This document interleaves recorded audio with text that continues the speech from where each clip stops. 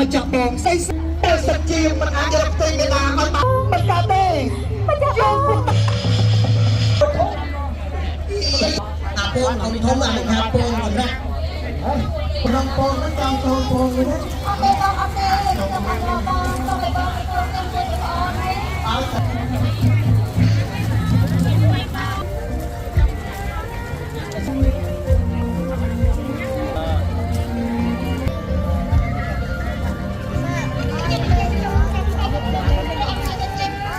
Nhạc ơi.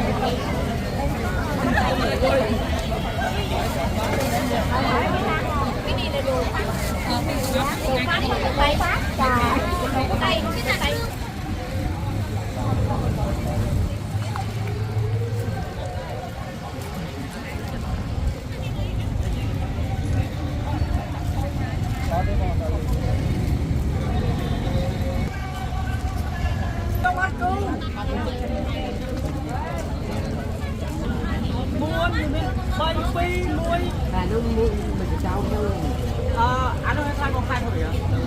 Khai cái con bọc không thôi còn khai xuống con mới nói nó con buồn. Anh không làm cái gì vậy? Anh Phạm không? Anh Phạm không? Anh mơ cô ấy đi. Anh mơ ngoài nó lương nhiều thôi. Bỏ, anh nói cô ấy là buồn nhau. Em đi không đâu thì rồi. Cái Đà Lạt, đâu phải nó cho cái Đà Lạt. Không có. Không biết quốc còn cái đấy.